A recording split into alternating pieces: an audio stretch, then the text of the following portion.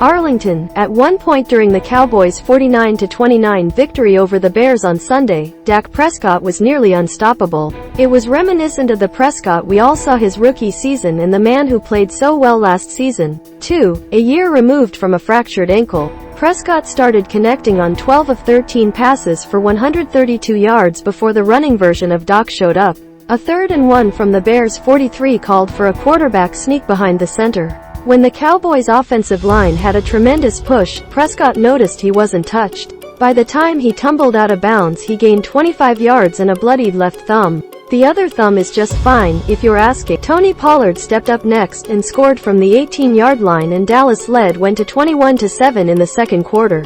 It wasn't so much this play or sequence of plays that sealed the game for the Cowboys. And it wasn't so much about Prescott being healthy, but it was an example of just how special Prescott is when he's taking charge of things. "I know who I am and what I am capable of," Prescott said.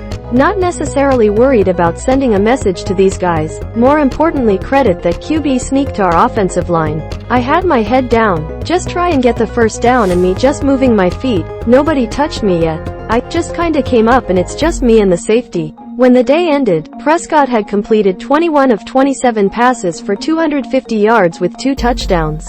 He had 1 interception on a bad throw during a play he wanted to be aggressive with on a strike toward CeeDee Lamb. Prescott also had 34 rushing yards, the most he's gained since his 35-yard effort in a Week 4 contest against Carolina in 2021. Prescott's impact on this Cowboys team has only been for 3 games, of course. We all remember the fractured right thumb knocking him out for 5 games, which started a Cooper Rush movement around town. It isn't anything against Rush, the backup quarterback who went 4-1 in Prescott's absence, but the Cowboys are just better with no. Sunday was the best the Cowboys' anemic offense has looked in 2022. There was an up-tempo version, a strong running game. Pollard gained 131 rushing yards, and an 8-play, 69-yard scoring drive where Lamb lined up in the backfield 5 times, giving the Bears defense pause on whether he was going to receive the ball. "It's huge, just pace of operation that just puts pressure on defense," Prescott said of the tempo. "It makes us make simple calls, you could say, and put pressure on Chicago's defensive coordinator, and for us, we know what we're trying to get to,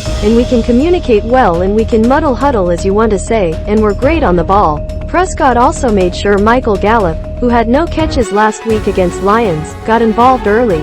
Lamb also made some plays as the two combined for 9 catches on 13 targets. And let's not forget Dalton Schultz, the tight end playing through a knee injury, who had his best day of the season with a team-high 6 catches for 74 yards. All Schultz did was sit underneath the defense to make himself available, 7 targets for Prescott.